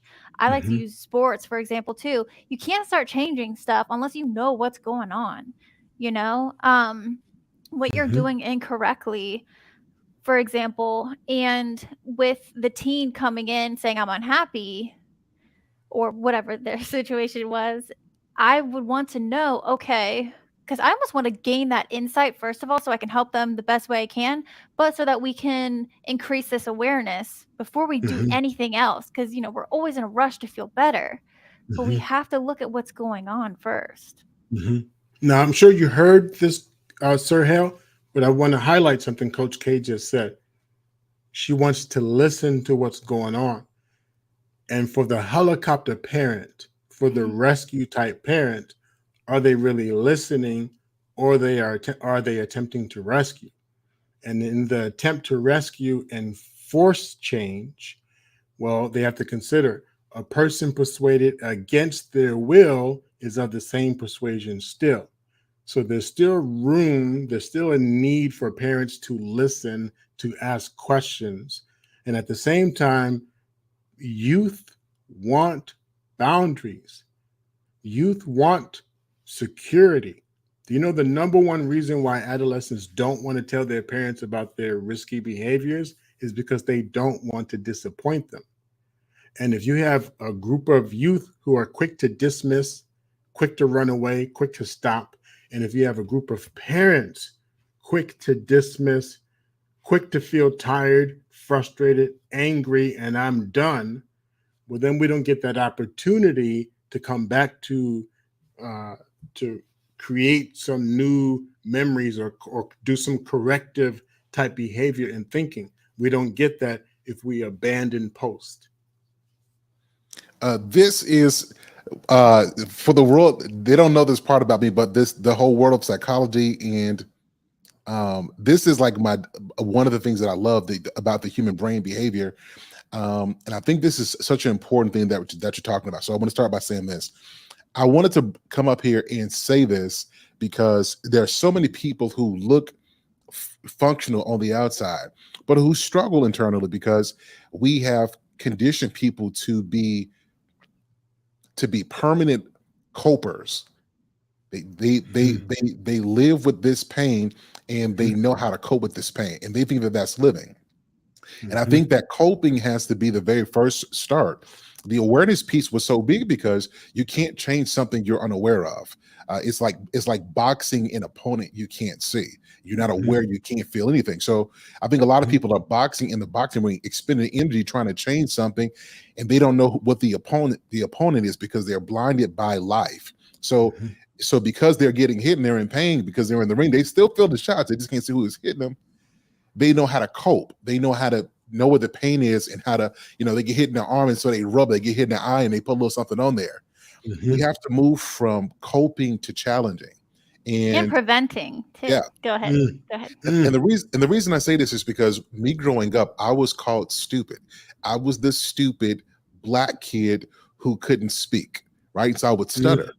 And mhm. the reason my name is Sir Hell Speaks is because it's me challenging, right, what was said and making a declaration to not only my own mind, but Mm. to my entire being that I Yes. am not my wiring. I am what I Yes. choose because I chose to challenge what was said. So I think it's so important for people to be aware, but don't just get used to living in pain and coping with it. Challenge that. Like challenge all of the baggage, challenge all of the discouragement, challenge the rejection, challenge Mhm. that because you might be seeing yourself through the lens of an experience that's outdated. Daniel Goleman talks about this in Emotional Intelligence. I want to say in the first chapter, where he Mhm. talks about how people have these outdated neural alerts, essentially, right? Right. Where they're being triggered by something that no longer, is pertinent Doesn't to even their life serve them. now. Right. Right. Exactly. So I just wanted to say this. This is so beautiful. I want everybody to get this. It's important to be aware. It's important to cope, but it's important to challenge because a lot of times your best self is on the other side of you challenging the pain you're living with. Mhm. So, yeah, thank you guys Yes. for letting me come up here, guys. I, Well, I may I really ask you a appreciate it. quick Oh, thank question, really you. quick, before you go? Sure, About what you just said. sure. I would like you to tell our listeners a suggestion, an answer to this question. And I speak in a lot of analogies. I love what you're saying. Instead of going around, we have to go through. We have to work that challenge, right? Instead of just being fostering and band aid, we got to get through. Analogy: the one that's in the boxing ring, blinded by pain, the adolescent, blinded by pain. The parent is listening to the coaches, institutions, laws, other families, social media, and eventually they say, okay, let me go in. But they actually believe I should be blindfolded also. I guess put that on me. So they actually get blindfolded because both sides are just blind, and they're actually both in the ring swinging at each other. The parents' hope is to finally make contact, even if they get hit in the process, Right. because I'm the parent. Maybe I deserve it, but that's my child. Even if they get hit in the process, but the goal is, even if they get hit, is to eventually secure the kid, help them, help, cope, rescue, and where that kid was eventually going to start to challenge and work through some things, Mm. they've now been derailed and placed in this on this stool of coping. Any suggestions for either a parent to allow people to go through age appropriate, but something to allow their youth and adolescents to go through things and challenge them themselves, and or as a parent or mentor, how do you challenge those youth? Any suggestions? Man, look, y'all I, almost got me in tears. This kind of near and dear to my heart. So, Mhm. and I'm gonna do this. If you hear my voice trembling, I'm gonna get off camera and come back on. Yes, sir. Yes, sir. It's important. There are two fights. It's the fight before the ring and the fight in the ring. A Mm, lot of people are trying to win both fights inside of the ring. You mhm, got to win the first one first outside. mm, You have to not penalize and punish yourself and know that it's okay to own your mistakes, to know mhm, that maybe you failed in some areas. But mhm. your failure does not mean that you have to live in perpetual punishment. And Right. your punishment is the way you show your child that you're sorry. No, Right. the way you show yourself that you're sorry is to heal so that you give Mhm, them a better experience and you mhm, teach them how not to hope that they can overcome, but that mhm, they have the vision it takes, they have the clarity it takes, they have the confidence it takes to get into the ring and win and not just hope they hit something. You know what I mean? mhm, So, mhm, parents, forgive mhm. yourself because a lot of times you do what you think is best, and there is no manual for parenting. There's just none. Mhm, And most of mhm, us make mistakes And we even if we don't say it, there's a level of regret that I wish I could have been there for my daughter. All right, let me get a little bit more personal. So when I was about 21 or 22 years old, 23 somewhere, we went through a phase where, me and my wife, we weren't together at that point. We spent some months apart. And I had grown up thinking that a father was just money. You pay the bills, you provide. That's what a dad is, and protect. It wasn't until my daughter was 2 years old, when I was getting ready to leave to go back to my state where I lived in, when she had tears in her eyes, and she said, "Daddy, I don't want you to go."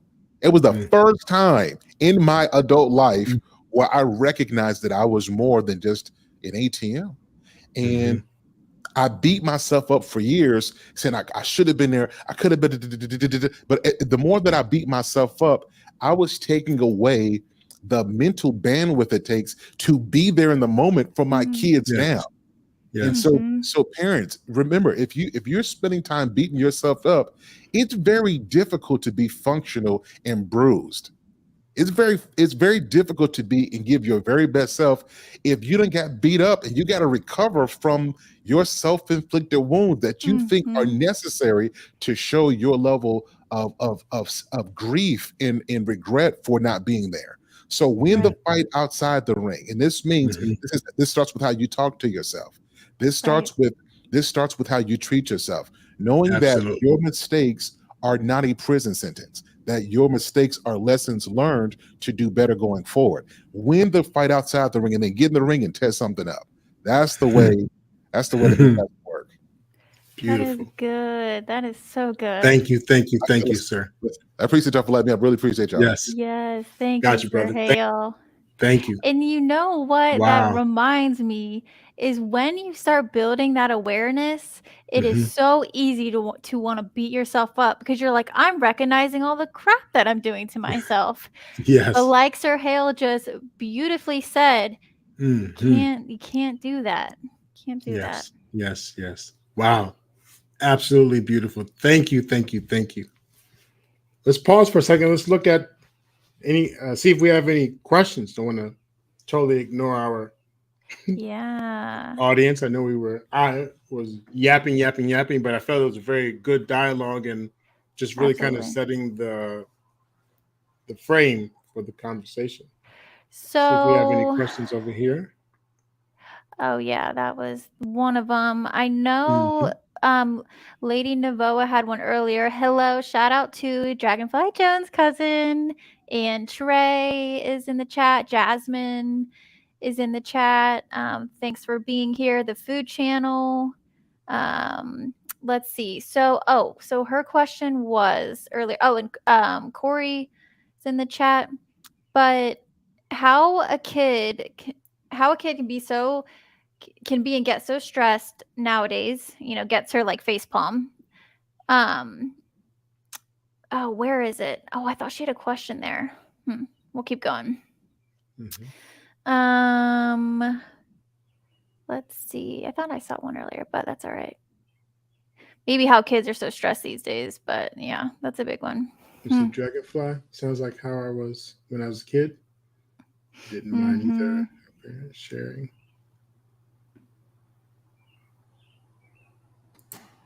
Sorry, but I think most was comment, not question. So I'm looking for the question. Then I was just trying to highlight them, keep them in case you're ready to answer them or not. But looks like a comment. Sorry about that. Just comments. Thank you, sir. Appreciate it. Thanks. Right.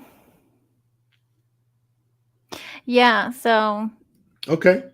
Well, please, if there are any questions, and for those who've come late, welcome to the Black Man Unfiltered Network with Coach K and Dr. Nakumbe. If you were here a little bit ago, you saw Sir Hale just a few seconds ago. Black Man Unfiltered. Hello, sir. How are you? Good, man. Hey, listen, I got a question, and I'll get right out of your hair. I got a question from somebody that's listening with you guys right now and watching the show for the first time. So.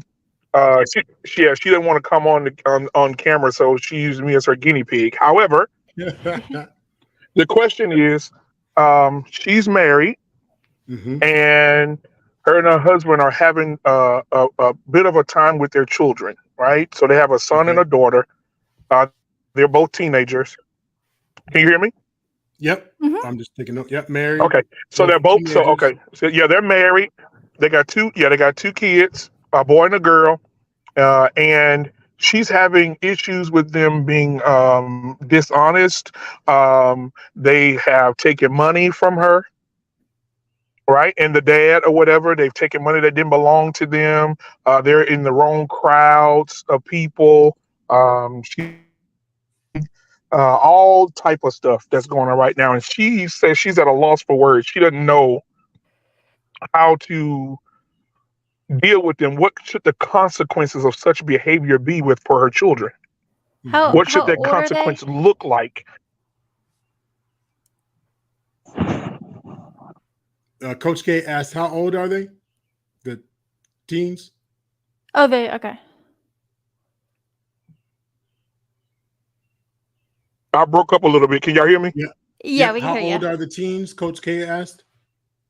Oh, one of them is 16 and the other one is 15. Okay. I just want to make sure.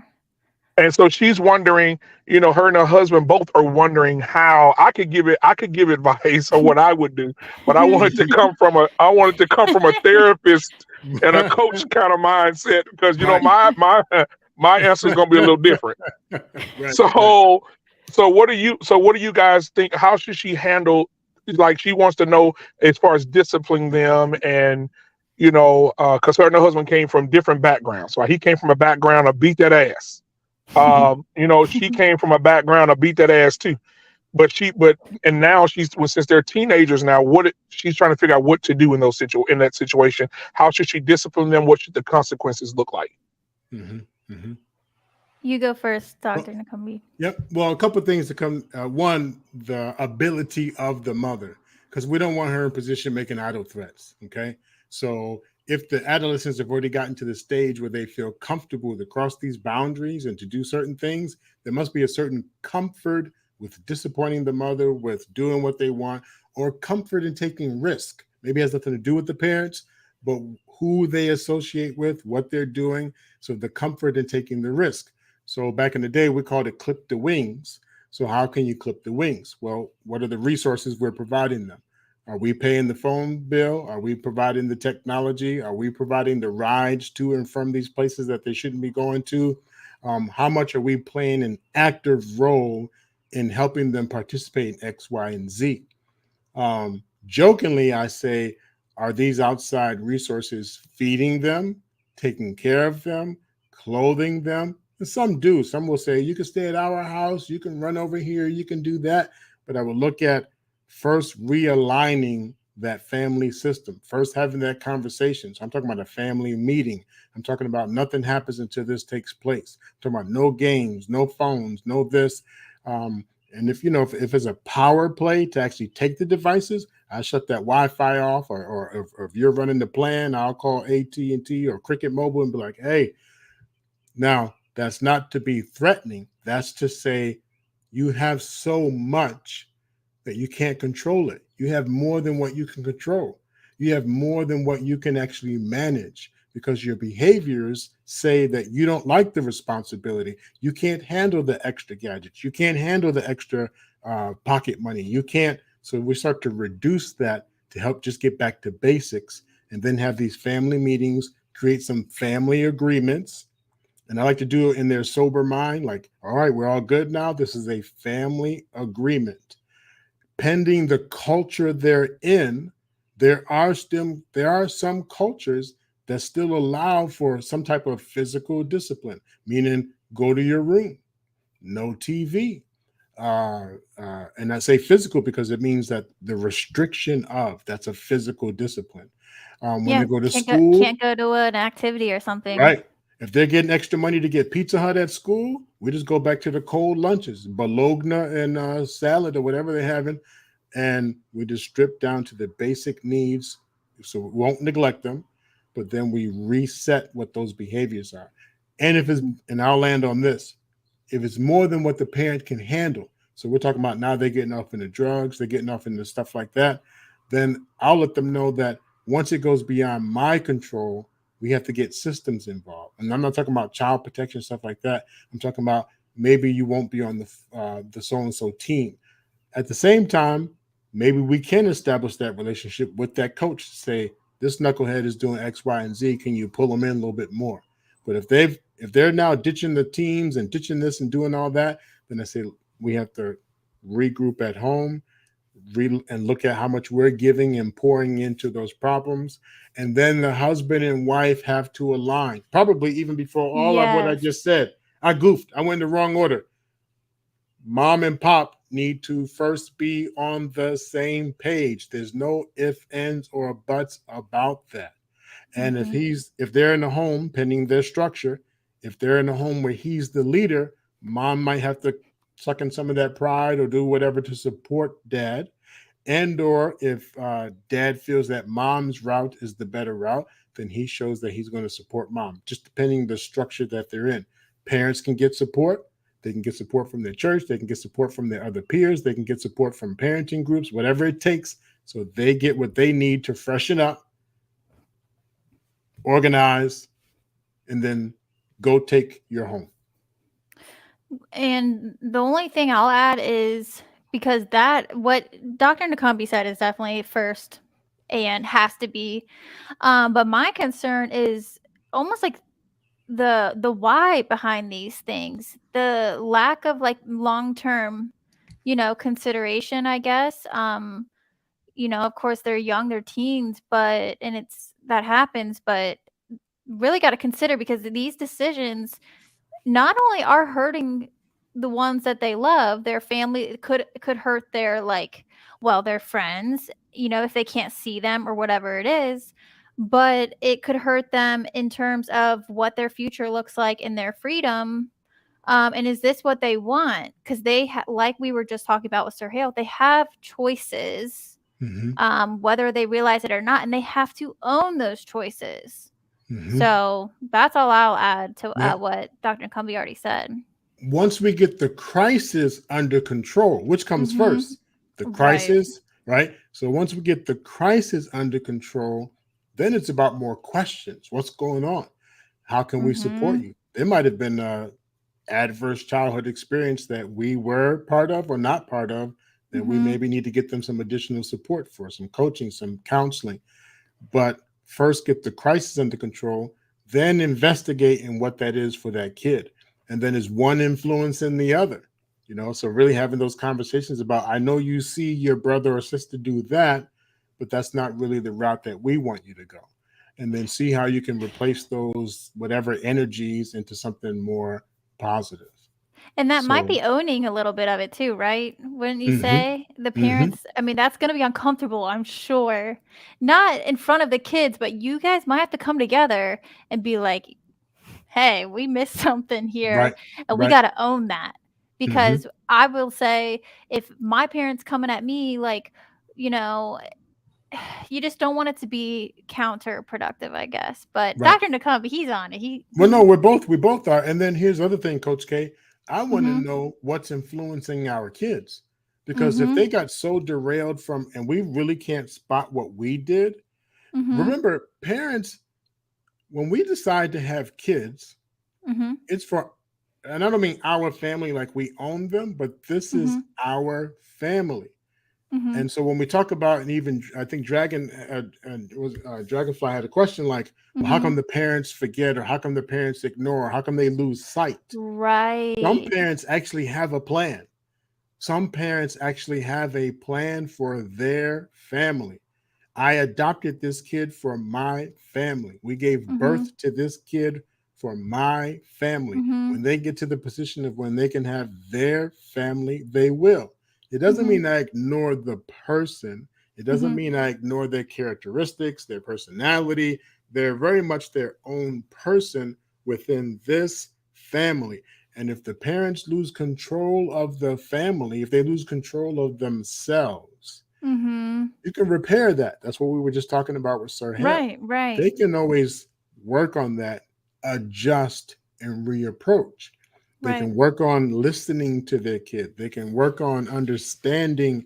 But then just because they listen doesn't mean you have to always surrender. There's a difference between listening and surrendering. There's a difference between allowing people to follow those values, those morals, but then forgetting about our own family values, our own family morals, our own family practices and traditions. And if you don't have any, because we're talking modern day families, right? But from this lens, it looks like there are no two-parent homes.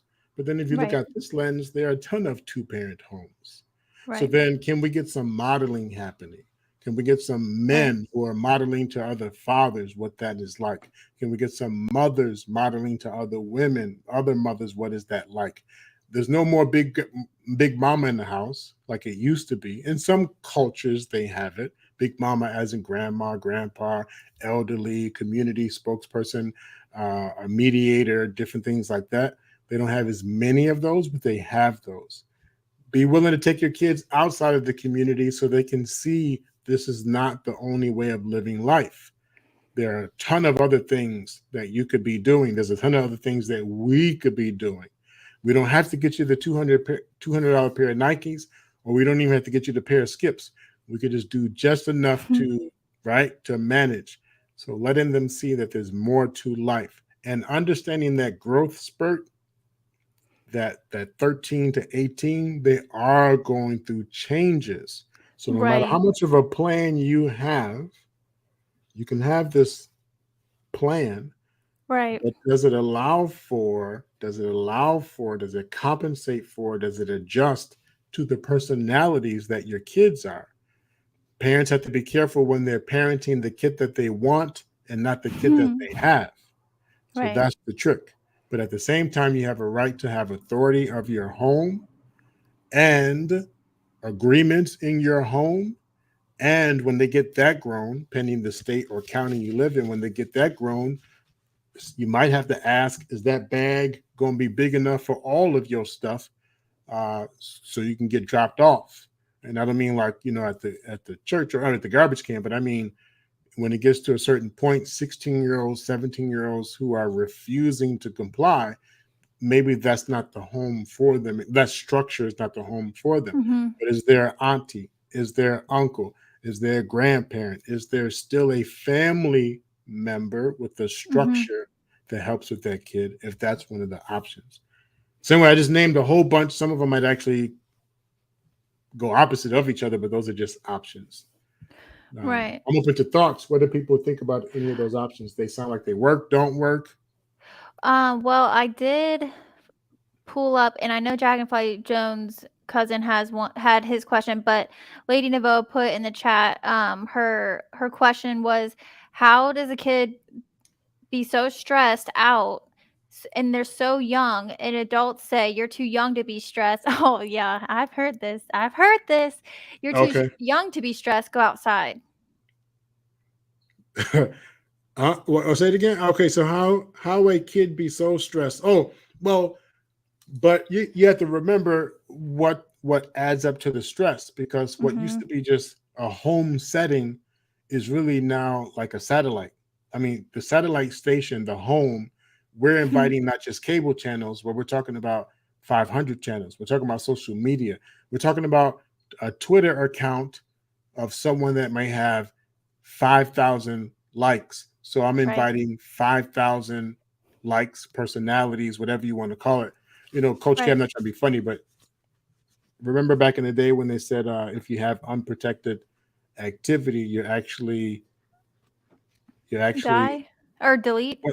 well, that too, but you actually take Oh. on. So if a person when they That when was they in have Mean Girls. sex, Sorry, that was yeah, why no, I no, went no. that way. When they have Yeah, go sex, ahead. if you had sex with 30 people, Yeah, you take when on we all. connect, you bring on all 30. So when HIV Right. first came on the scene, they were like, you never know. It may not be the person just before them. It could be anyone. Okay. Herpes, HIV, you bring that on all 30. How that relates to the question Right. in Right. the home, Twitter, Right. Facebook, Snapchat, Instagram, all these things and personalities are attaching to your kid, and that kid is bringing all of that into your home. We no longer have this small little home. We have satellites. We have these places that we've invited so much in. And then on top of that, You have institutions who are actually targeting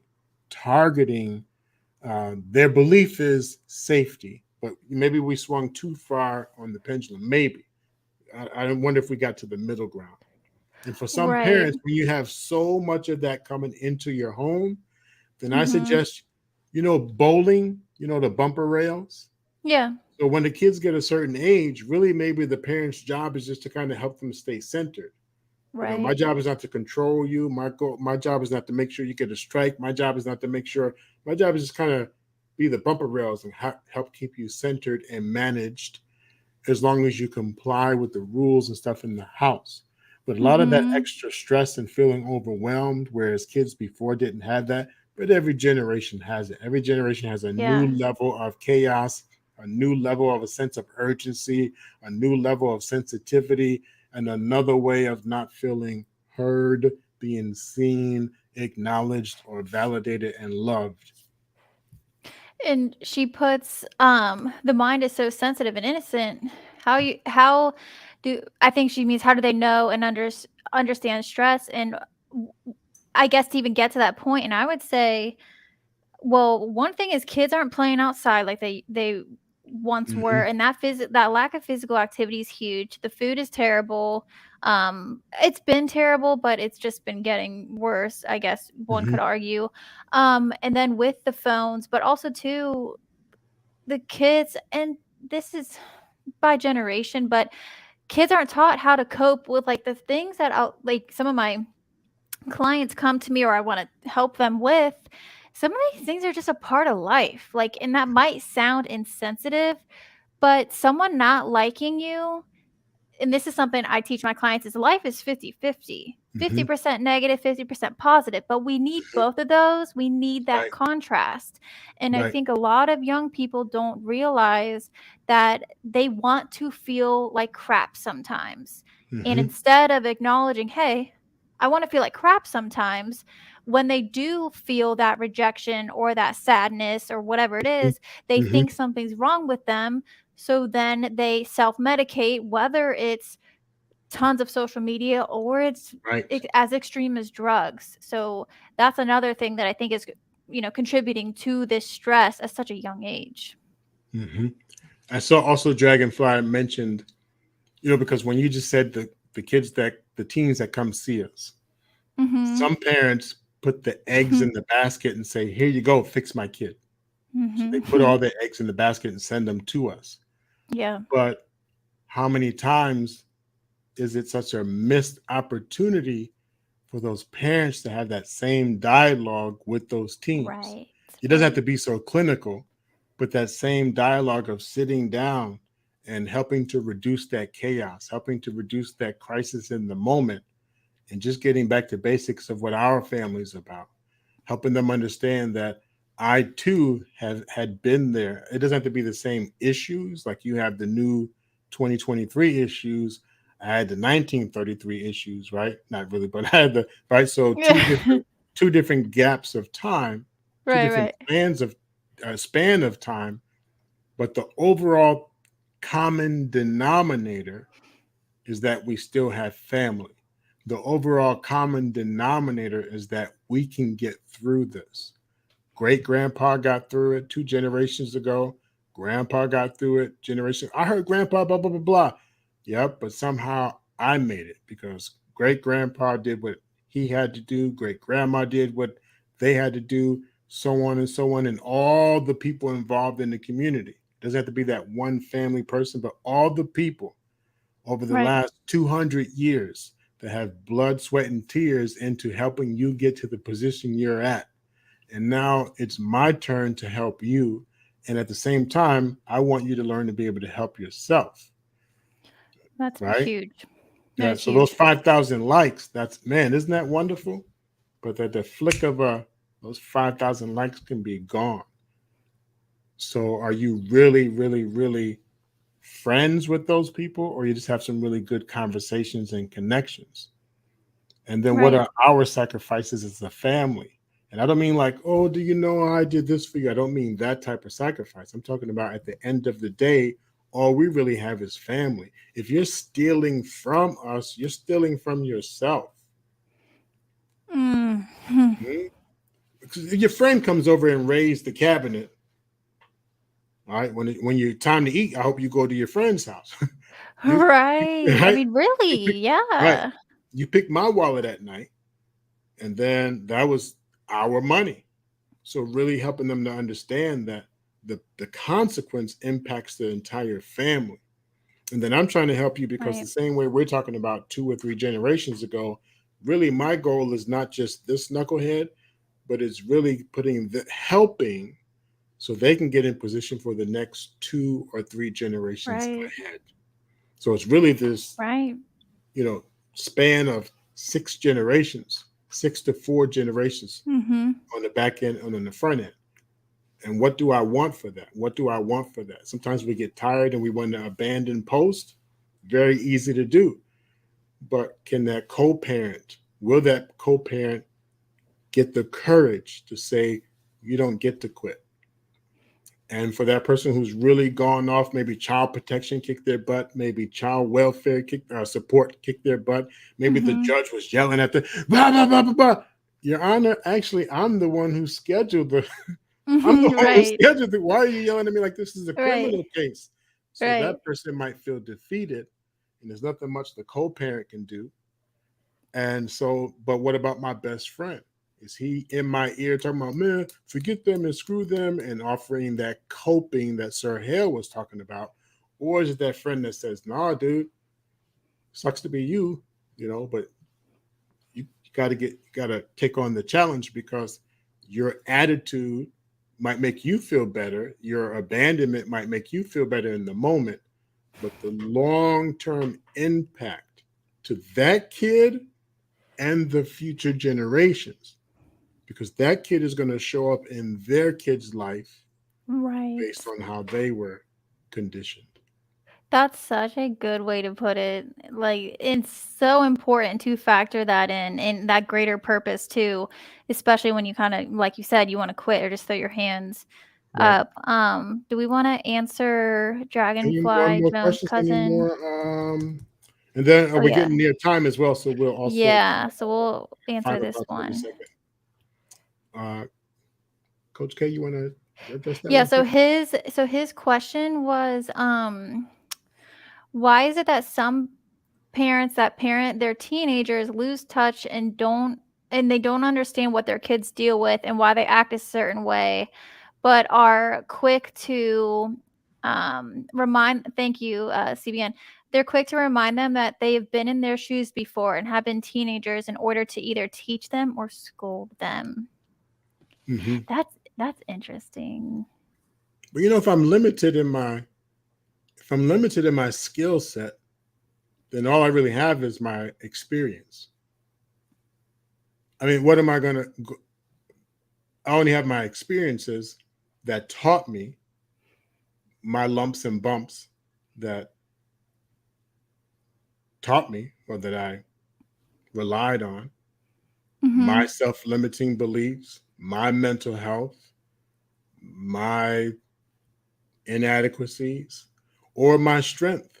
I refuse to be like my father. My mom and dad got a divorce, and I'm not going to be like them. And I'm going to keep my family together. So you see how hard I work, right? You see how hard I work, right? You see how hard I work.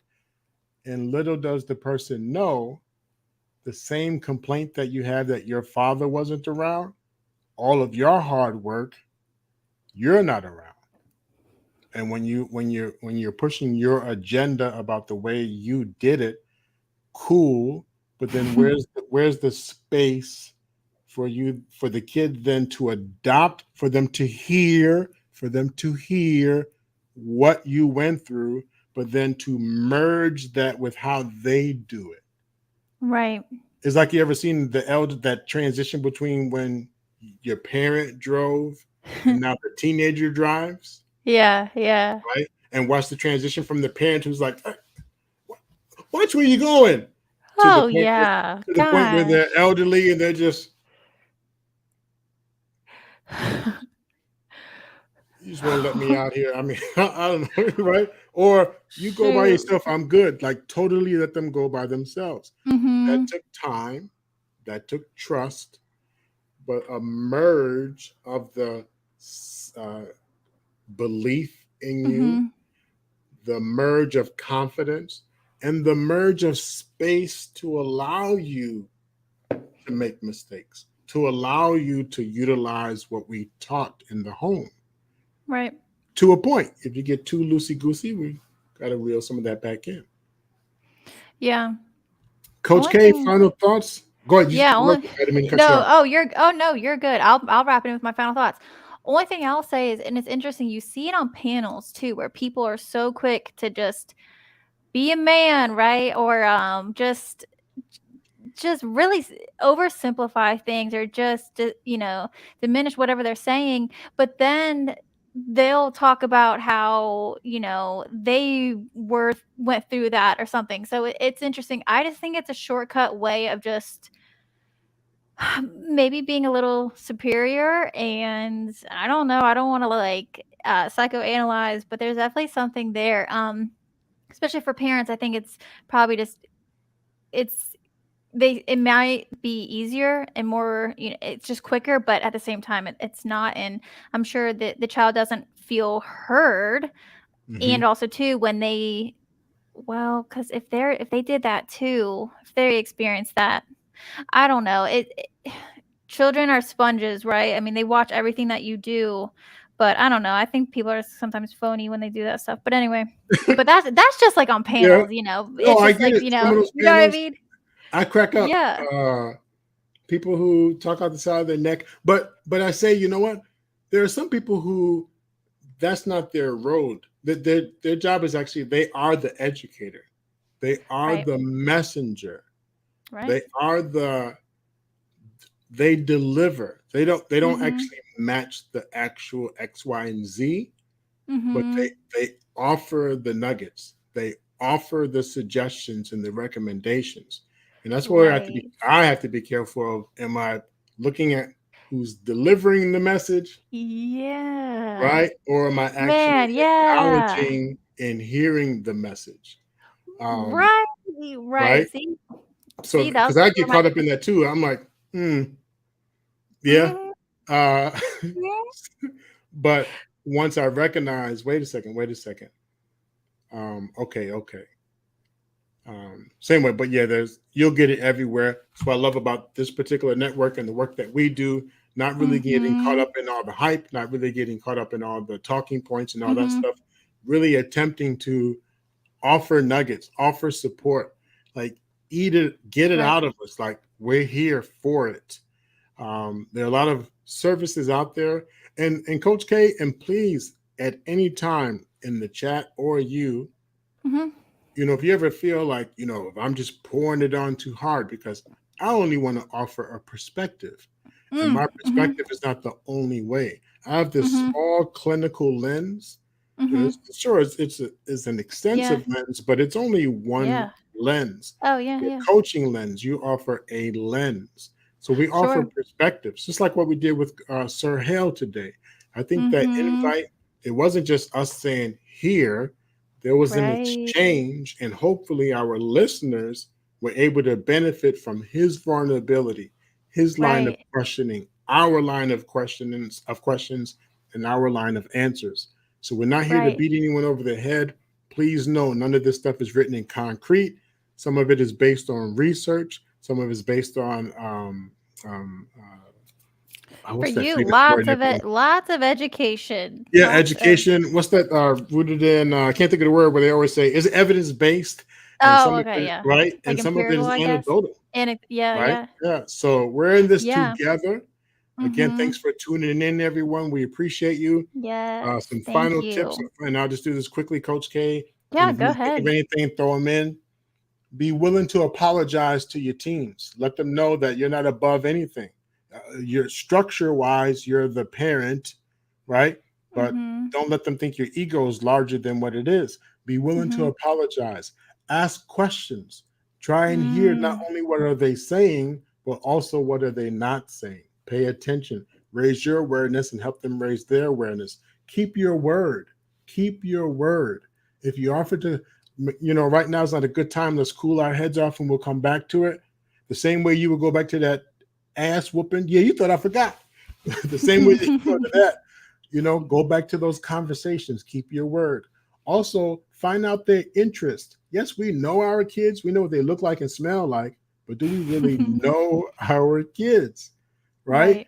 And it hurts when you bring them like that favorite soda that they've always, forever, they had that slushy. And then one day as a teenager, you bring them their slushy and they're like, what's that? But then learn the new interest. So ask questions, be willing to apologize, investigate, have conversations, show them that you're human, show them that you can be vulnerable too, but at the same time, stay assertive, fair, consistent. Align with the parents together so you're on the same page, but invite each other's perspectives. Alignment doesn't mean ignoring. Invite each other's perspectives, utilize it together, and go and parent your home. Thank you, everyone, for tuning in. Thank you for tuning in, and please support the network. Please support our little individual cash apps if you like. Thank you for being here. We look forward to seeing you as well on the YouTube streets. Be well. Yep. Peace. Thank you.